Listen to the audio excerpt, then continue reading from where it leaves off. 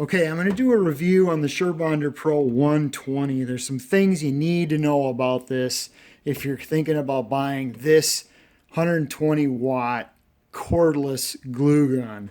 If you're looking for cordless glue guns, you probably know about this one. This is 60 watts, and then Surebonder also has their 60 watt.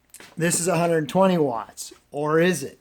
Before I get into that issue, let's just take a look at the case. It comes with a case. It does not come with the charger. I put this charger in here just to show you how that it fits in here.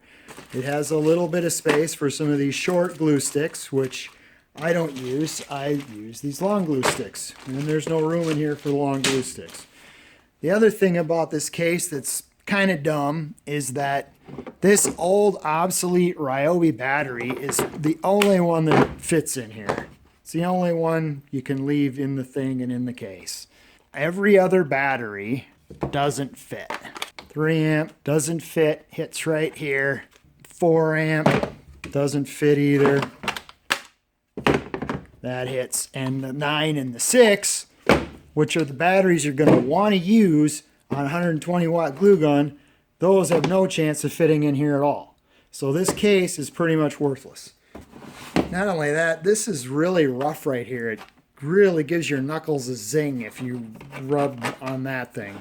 Unless you got knuckles like sandpaper and then you just sand that off. What's the big deal about it? 120 watts, on-off switch, AC input, or a battery input?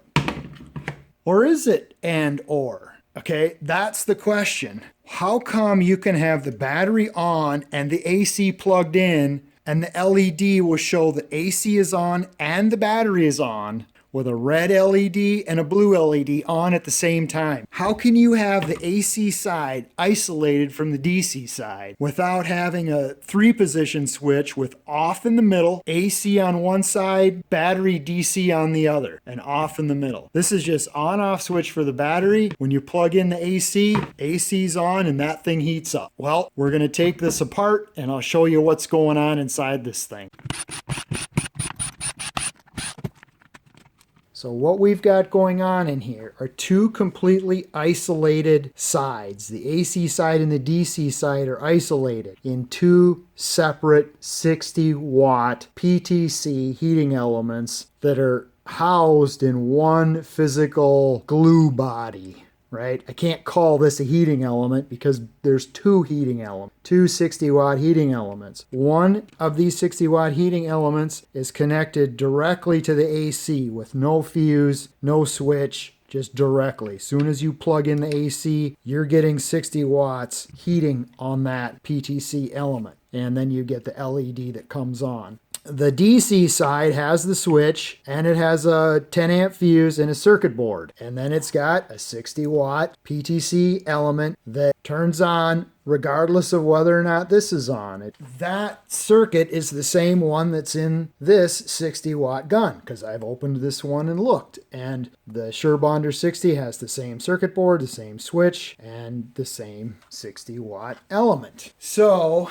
is it a 120 watt glue gun? Yes, if you plug it into AC and put a battery in it and turn it on. Then you've got a faster warm-up time and a higher glue temp than a typical 60 watt glue gun. I know because I measured it all. I spent hours shooting YouTube video to do this review, and I'm practically using none of that footage. It's just confusing, overly complicated. I'm telling you what you need to know. This is really 2 60 watt glue guns. So that is the big secret with the Pro120.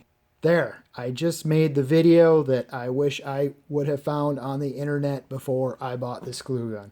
Pretty disappointed that that's not a 120 watt element running off of what I think is a perfectly capable 9 amp hour Ryobi battery or a 6 amp hour Ryobi battery, especially if they were to use these high output connectors. I don't think they would have any problems with the amp draw. I think this is a safe glue gun. I don't think it's unsafe. It's just disappointing that it's not truly 120 watts off of the battery by itself. That's my quick review of the Surebonder Pro120.